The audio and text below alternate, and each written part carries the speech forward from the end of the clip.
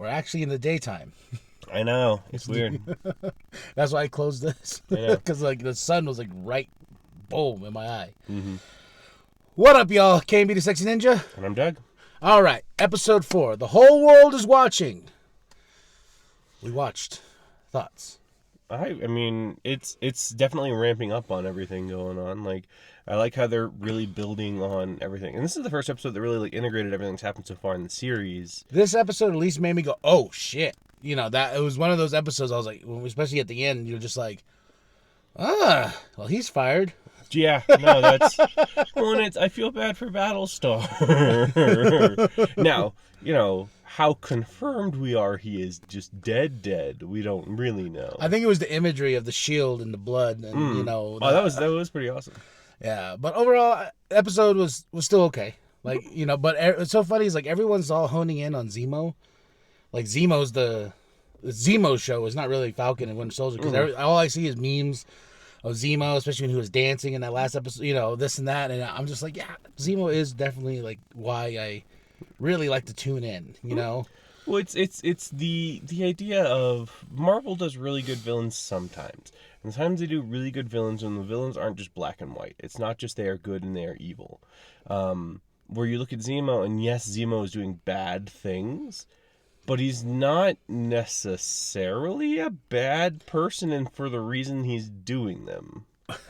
Like, he's trying to get rid of super soldiers because he understands the whole supremacy thing that was talked about before. Like, oh, I got mad when Walker threw the shield at his face. I was like, you bastard, not Zemo, you know, because he was stomping all the serums. Mm-hmm. And then when he took the serum, I was like, yeah, I hate you so much. You know what I mean? Because no, you knew it was coming, but yeah.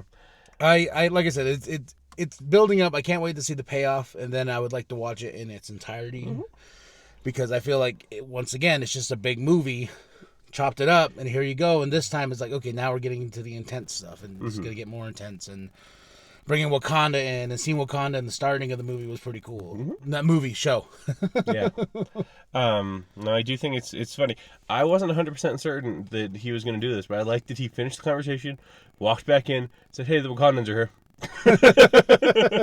I was like, is Bucky going to keep this a secret and try to just like hold him off in the shadows? No, he just comes in and says, he's like, "You're boned, dude." Like, oh, and she straight up like took his arm off. Yeah. Did you know that your arm could do that? He's like, no. Which is it's so mean because like you're crippled. Well, no, but it's not even that. It's that he trusts the Wakandans. And they put like a secret "we can stop you" thing in there. Well, why not? It's like because it's like Batman. A nice thing. Well, no, because it's okay. No, no, it's not like Batman. Yeah, it's just exactly like Batman. You got to have a contingency plan. But they trusted him enough for everything. The White Wolf thing, like all of that stuff, is because they trusted him. I bet you Tony is like with the Hulkbuster. There's something in there to stop it from working. I don't know. I just think it's really rough because like. Just I feel like boop, boop, boop. Yeah. I just think it's just like he really has this huge trust in the Wakandans, and they just shattered that. Like, where he's not in control of himself anymore because they have taken the means for him to use his arm if they want to. And you're like, that's just another means of control. That's so poor screwed Bucky. up. The starting was emotional though, especially when she was saying when she was saying it and he was having all those flashbacks. Yeah, he's like he's fighting it and she's like, "You're free." He goes, yeah. I was like, "Ooh." Yeah, dude, Sebastian Stan can act. Like, if there's anything I've learned from this, it's that some of the this is rough to say to them, but the B actors in Marvel movies, they're really good actors, and they're getting the chance to shine, like Anthony Mackie and Sebastian Stan, and you're looking at them and you go, you guys like earned these jobs. You guys are really good at what you do. Yeah, and I was reading some rumors. And they were talking about how this kind of ties into Black Widow, and I'm like, how? I'm like, because that movie's beforehand, and all these weird fan theories. I was like, but I don't know. Does Zemo show up in that too? And he's all like, hey, I've got a family and kids. That won't change. You want some candy? Yeah. You know what? And as weird as that was still him. It's the idea of. He understands how to gain information well. He doesn't just walk up to people and be like, "Hey, do you know this person?" Well, the funny thing is, like, when they were in there in that place, that refuge or whatever, going through like, hey, do you know so and so? Then he just run off. I'm like, way not to look guilty. Yeah. They just ran out. Well, and you saw the Flag Smashers thing all over the place. Oh yeah, and I was just like, y'all know something. Well, man, but they're not there. But that's the thing is, if this was Walker, he'd have just been throwing everything around, chasing him down, and beating him for information. He beat someone to death. Yeah. Oh, I'm assuming they're dead. It's the I think fairly certain his chest was encaved by a round shield. And then yeah, because I'm like, I know he had the super soldier serum, but it's not like you're invulnerable like Wolverine. You're gonna grow it all back, Well, no, what's her name got shot too, and that hurt her for a bit. Zemo just like, I love Zemo because no fucks. He just comes up, bam, bam, bam, bam, bam. Dude, to be honest, if he just shot her in the head, probably series over. He's like, you want some candy? Hey, you want some candy? She eats it. It's just like, oh yeah, no, this is super poison. It's made to kill super soldiers. I give them to everybody just in case. Yeah, you can't run when you're doing that. You can't run when you got the runs. But overall though, I would say still 7. Like, I'd move up to it. I think I was at 6 last week. I'd move up to a 7 on this one. It's getting better. I think it was so weird Sharon's involvement in this episode of be my eyes in the sky, keep, watch my back. She wasn't really. And then she, tells him one time that, hey, these guys are here. And we were talking before about this, is that doesn't make sense. They were in a conversation with Carly, trying to talk her down. And they're like, oh, hey, Walker found the people. And you're like, I'm with the leader.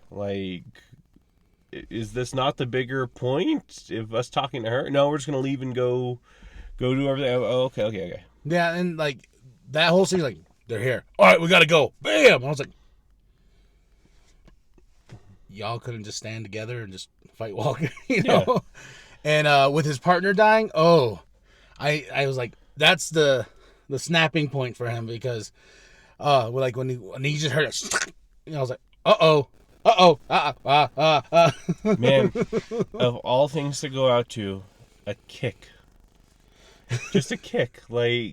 To be completely fair to Carly, she did not mean to kill him.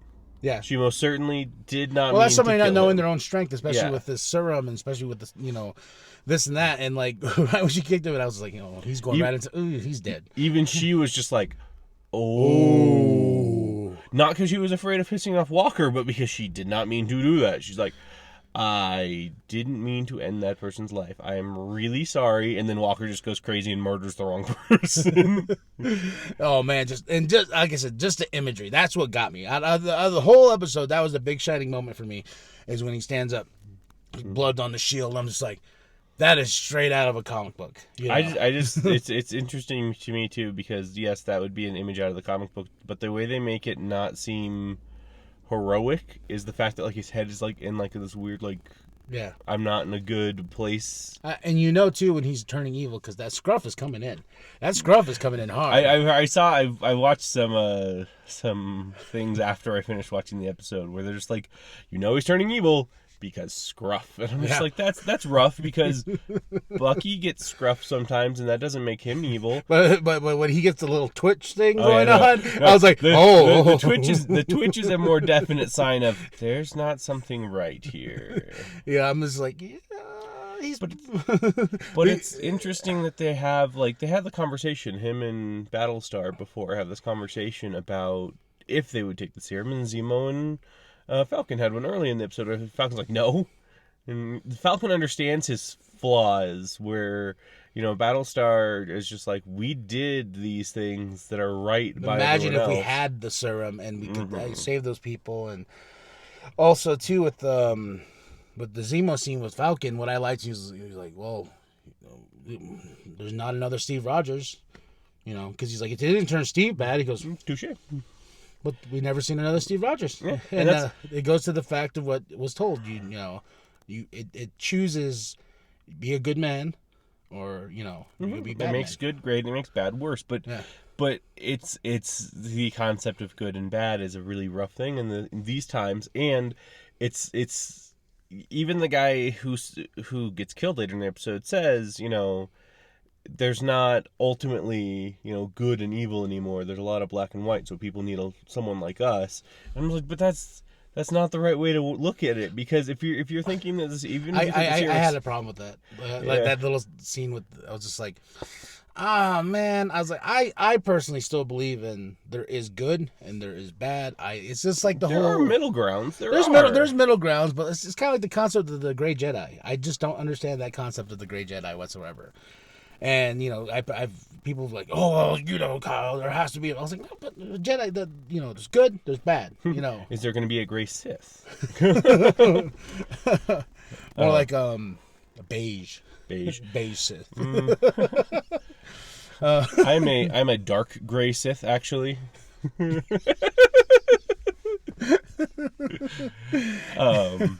Now I want to see that. I murder younglings, but then help out at the local homeless shelter.